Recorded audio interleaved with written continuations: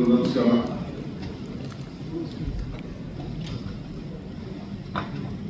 ಉಪಮುಖ್ಯಮಂತ್ರಿಗಳಂತ ಪರಮೇಶ್ವರ್ ಅವರೇ, ಸ್ವಾಮಿಗಳಿವೆ, ಈಶ್ವರ ಖಂಡ್ರೆ ಅವರೇ, ಕಾವಲವರೇ, ಎಲ್ಲ ಮಾಧ್ಯಮ ಸ್ನೇಹಿತರು, ಇವತ್ತಿಂದ ನಮ್ಮ ಕೆಲಸ ಪ್ರಾರಂಭವನ್ನು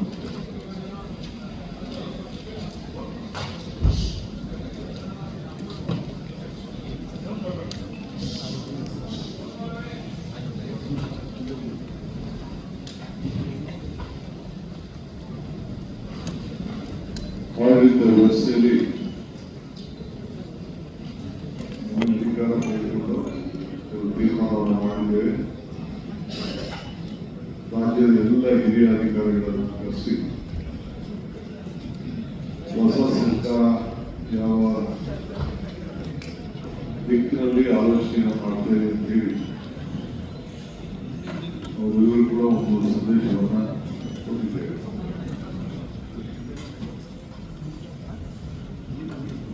ಮೊದಲನೇ ದಿನ ನಾವು ಅವರಿಂದ ಏನು ನಿರೀಕ್ಷೆ ಮಾಡಿದ್ದೇವೆ,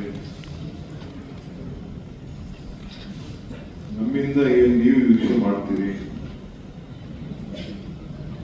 ಎಲ್ಲೂ ಕೂಡ ಅವರಿಗೆ ತಿಳಿಸಿದ್ದೇವೆ. ನಮ್ಮ ಸರ್ಕಾರ ಯಾವುದೇ ಜಾತಿ ಧರ್ಮ ಇನ್ಫ್ಲುಯೆನ್ಸು ಕೂಡ ಮುಗಿಯೋದಿಲ್ಲ. ಯಾವ ಪ್ರೆಷರ್ ಕೂಡ ಯಾವ ಇದಕ್ಕೆ ಭಾಗಿಯಾಗಬೇಡಿ. ನಾವು ಟ್ರಾನ್ಸ್ಪರೆಂಟ್ ಆಗಿ ಟ್ರಾನ್ಸ್ಪರೆನ್ಸಿ ನಮ್ಮಲ್ಲಿ ಇಟ್ಕೊಂಡು ಯಾವ ಅಧಿಕಾರಿ ಉತ್ತಮವಾಗಿ ಜನರ ಭಾವನೆ ಮೇಲೆ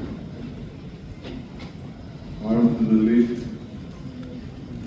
ಜನರ ಸಮಸ್ಯೆಯನ್ನ ಬಗೆಹರಿಸಲು ಪಾಸಿಟಿವ್ ಅಪ್ರೋಚ್ ಯಾವಾಗ ಕೂಡ ಇಟ್ಕೊಂಡು ನೀವು ಕೆಲಸ ಮಾಡಬೇಕು ಅಂತೇಳಿ ಒಂದು ಸಂದೇಶವನ್ನು ಕೊಟ್ಟಿದ್ದೇವೆ.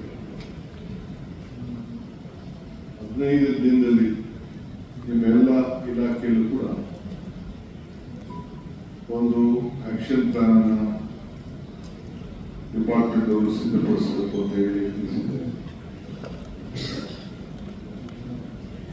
ಎಲ್ಲರೂ ಕೂಡ ಅಕೌಂಟಬಲ್ ಆಗಿರಬೇಕು. ದೇಶದಲ್ಲಿ ವಿದ್ಯಾವಂತರು ನಡೀತದೆ, ಬುದ್ಧಿವಂತರು ನಡೀತದೆ, ಪ್ರಜ್ಞಾವಂತಿಕೆ ಬೇಕು ಅನ್ನೋದು ಹಿರಿಯರು ಹೇಳ್ತಾರೆ. ನಮಗೆ ನಿಮಗೆ ಬೇಸಿಕ್ ಕಾಮನ್ ಸೆನ್ಸ್ ಬೇಕು. For every problem there is solution. Positive aptitude, positive approach ಇದು ಇರಬೇಕು ಅಂತ ಹೇಳಿದೆ. ನನಗೆ ಹಿಸ್ಟ್ರಿ ರೀಡ್ ಮಾಡೋಕ್ಕಾಗಲಿ,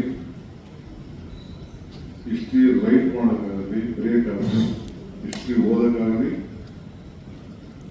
ಹಿಸ್ಟ್ರಿನ ಬರೆಯೋಕ್ಕಾಗಲಿ ಇಷ್ಟ ಇಲ್ಲ.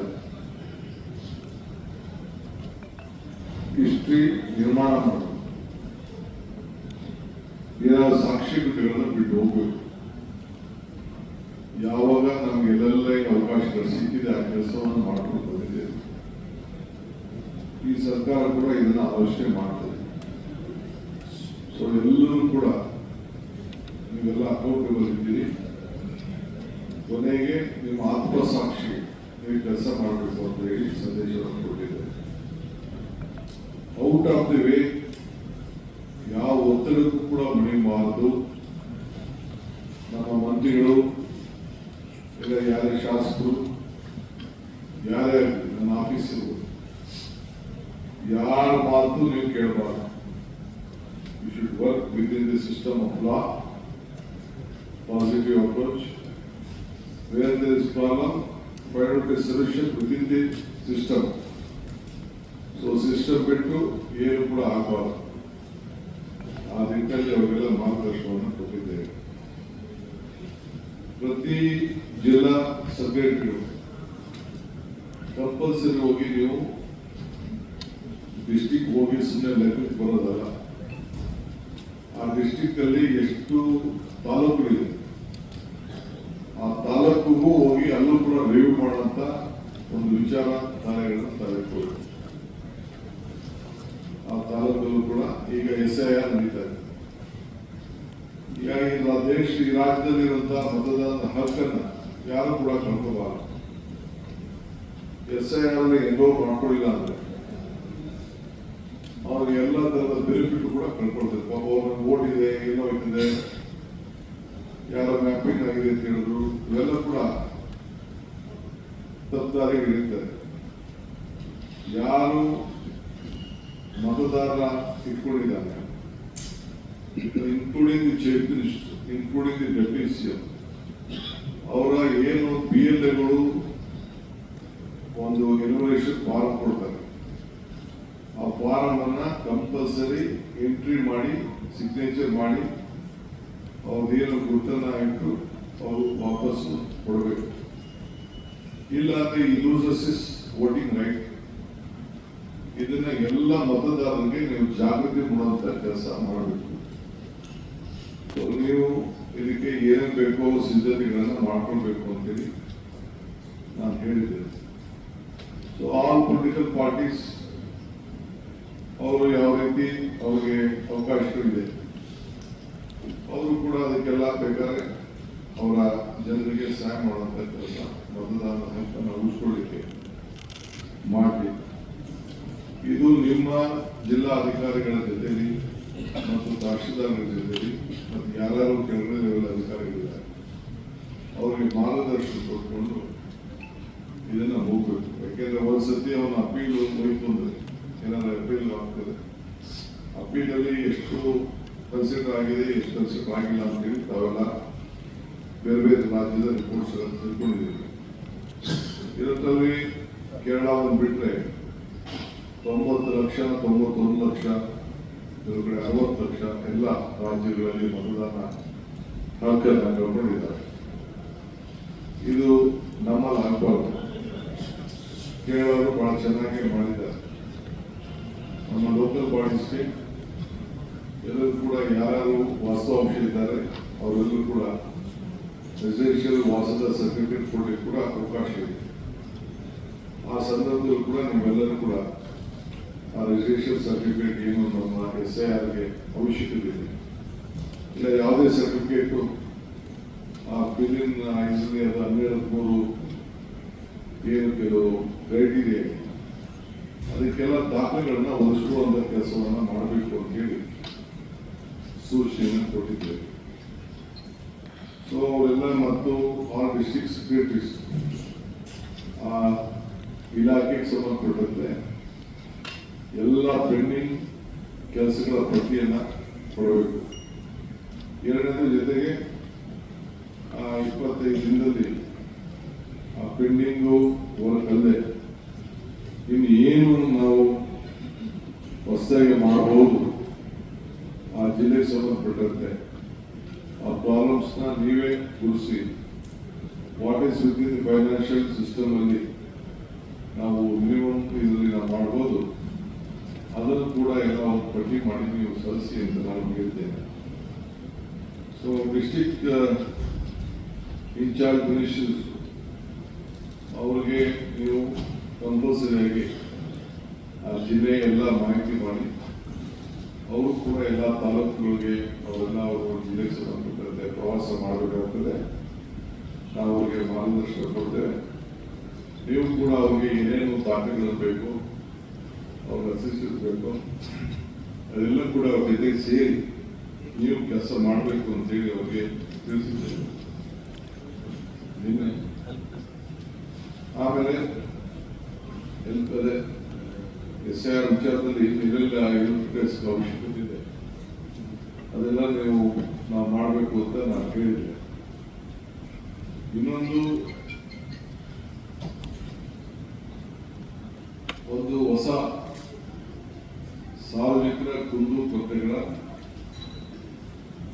ಒಂದು ಸಪ್ರೇಟ್ ಸೆಕ್ರೆಟರಿ ಅದನ್ನು ರಚನೆ ಮಾಡಿ ಇಲ್ಲಿ ಬೆಂಗಳೂರಿಗೆ ಬರುವಂತ ಯಾವುದೇ ಊರಿನಲ್ಲಿ ಯಾವುದೇ ಹೋರಾಟ ಮಾಡ್ತಿದ್ದಂಥವ್ರು ಅವ್ರನ್ನೆಲ್ಲ ಕೂಡ ಅವರ ಅರ್ಜಿ, ಅವರ ಭಾವನೆಗಳು, ಅವರ ವಿಚಾರಧಾರೆಗಳು, ಸಮಸ್ಯೆಗಳು ಅವೆಲ್ಲ ಕೇಳಲಿಕ್ಕೆ ಒಬ್ಬ ಸಪ್ರೇಟ್ ಮಂತ್ರಿನೇ ನೇಮಕ ಮಾಡ್ತೇವೆ. ಸೆಕ್ರೆಟರಿಯೇ ನಿರ್ಮಾಣ ಮಾಡ್ತೇವೆ. ಅದು ಕೂಡ ಅವಶ್ಯಕತೆ ಇದೆ ಈ ವಿಚಾರದಲ್ಲಿ ಕೂಡ. ಏಕೆಂದರೆ ಸುಮಾರು ದಿನಕ್ಕೆ 2-3 ತಂಡಗಳು ಬಂದು ಪ್ರತಿಭಟನೆಗಳು ಮಾಡ್ತಾ ಇರ್ತಾರೆ. ಅವ್ರು ಹೋಗಿ ಪ್ರಾಬ್ಲಮ್ ಏನಿದೆ ಅಂತ ಕೇಳಬೇಕಲ್ಲ. ಎಷ್ಟು ಲೀಗಲ್ ಆಗಿದೆಯೋ ಇಲೀಗಲ್ ಆಗಿದೆಯೋ ಕೇಳೋದ್ರಲ್ಲಿ ಒಂದು ವಾಸ್ತವಾಂಶ ಸರಿ ಇದೆಯೋ ಇಲ್ಲೋ ಅನ್ನೋದು ಕೂಡ ತಿಳ್ಕೊಂಡು ಅವ್ರಿಗೆ ಸ್ಪರಿಸಲಿಕ್ಕೆ ಅವ್ರನ್ನೆಲ್ಲ ಪಟ್ಟಿ ಮಾಡಿಕೊಂಡು ಅವ್ರು ಯಾರು ಒಂದು 3-4 ಜನ ವಾರಕ್ಕೆ 2 ದಿನ 3 ದಿನ ಸಪ್ರೇಟ್ ಆಗಿ ಭೇಟಿ ಮಾಡಿ ಅವರ ಸಮಸ್ಯೆಗಳನ್ನ ಕೇಳಬೇಕು ಅಂತೇಳಿ ಅದಕ್ಕೊಂದು ಸಪ್ರೇಟ್ ಸೆಕ್ರೆಟರಿಯೇಟ್ ಮಾಡಬೇಕು ಅಂತೇಳಿ ತೀರ್ಮಾನವನ್ನು ಮಾಡಿದ್ದೇವೆ. ನಿನ್ನೆ ಏನು ನಾವು ಇಂಪ್ಲಿಮೆಂಟ್ 5-6 ವಿಚಾರ ಹೇಳಿದ್ರು, ಅದಕ್ಕಾಗಲೇ ನಾನು ಒಂದು ಸಪ್ರೇಟ್ ಅವರ ರಿಪೋರ್ಟ್ ಕೇಳಿದ್ದೇನೆ. ಅವೆಲ್ಲ ಕೂಡ ಕಾರ್ಯರೂಪಕ್ಕೆ ಈಗ ಶುರುವಾಗಬೇಕು. ಸೊ ಅದಕ್ಕೆ ಮಾರ್ಗದರ್ಶನವನ್ನು ಕೊಟ್ಟಿದ್ದೇನೆ. ಏನೇನು ನಾವು ಮಾಡಿದ್ದೀವಿ ಅಂತೇಳಿ ನಾವು ಮಾರ್ಗದರ್ಶನವನ್ನು ಕೊಟ್ಟಿದ್ದೇವೆ. ಇನ್ನು ಮುಖ್ಯವಾಗಿ ಈ CSR ಸುಮಾರು 8,000 ಕೋಟಿ ರೂಪಾಯಿ ಇದೆ. ಅವರು ಯಾರ್ಯಾರು ಎಲ್ಲೆಲ್ಲಿಗೆ ಖರ್ಚು ಮಾಡ್ತಾ ಇದ್ದಾರೆ ಅಂತ ಗೊತ್ತಿಲ್ಲ. ಸೊ ನಮ್ಮ ಕೇಂದ್ರ ಸರ್ಕಾರದ ಅವಕಾಶ ನಾವು ಮಾಡಿಕೊಟ್ಟು ಮನಮೋಹನ್ ಸಿಂಗ್ ಅವರು ಇದ್ದಾಗ ಪ್ರವಾಹ ಕೊಡ್ತೇವೆ ಪ್ರೈಮ್ ಮಿನಿಸ್ಟರ್ ಇದ್ದಾಗ ಅವ್ರು ಎಲ್ಲಿದೆ, ಎಲ್ಲಿ CSR ಬಳಕೆ ಆಗ್ತಾ ಇದೆ ನಮ್ಮ ರಾಜ್ಯದಲ್ಲಿ ಅಂತೇಳಿ ಮಾಹಿತಿನ ಸರ್ಕಾರದಲ್ಲಿ ಇರಬೇಕಾಗ್ತದೆ.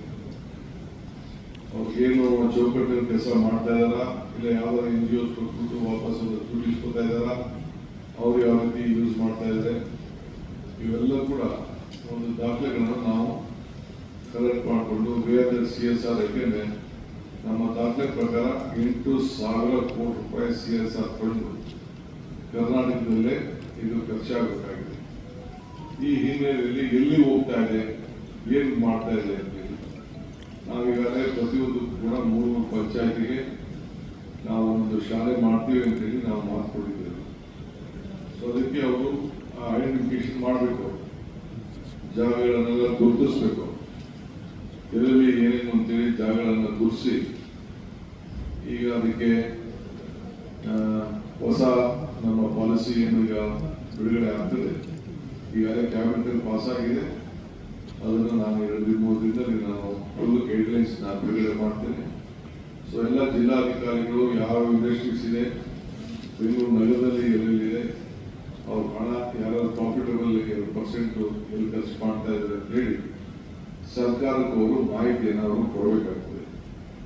ಆಮೇಲೆ ಸರ್ಕಾರ ಕೂಡ ಅವರೆಲ್ಲ ಒಂದು ಅಫಿಷಿಯಲ್ ಆಗಿ ಅವ್ರಿಗೆ ರಿಕ್ವೆಸ್ಟ್ ಮಾಡಿ ನಮ್ಮ ಪ್ರಯಾರಿಟಿ ಪ್ರೈಮರಿ ಎಜುಕೇಷನ್, ನೀವೆಲ್ಲ ಪ್ರೈಮರಿ ಎಜುಕೇಷನ್ ಸಂಬಂಧಪಟ್ಟಂತೆ ಶಾಲೆಗಳನ್ನ ಕಟ್ಕೊಳ್ಬೇಕು ಮತ್ತು ಯಾರ ಕೈಯಲ್ಲಿ ಇನ್ಫ್ರಾಸ್ಟ್ರಕ್ಚರ್ಗೆ ಮತ್ತು ಬೇರೆ ಬೇರೆ ಈ ಒಂದು ಎಜುಕೇಷನ್ ಪ್ರೈಮರಿ ಎಜುಕೇಷನ್ಗೆ ಒತ್ತನ್ನು ಕೊಡಲಿಕ್ಕೆ ಕೆಲವು ಸ್ಕೂಲ್ ಎಕ್ವಿಪ್ಮೆಂಟ್ಸ್ ಇರ್ಬೋದು, ಬಿಲ್ಡಿಂಗ್ ಇರ್ಬೋದು, ಇವೆಲ್ಲ ಕೂಡ ನಾವೇ ಅವರಿಗೆ ಏನೇನು ಬೇಕು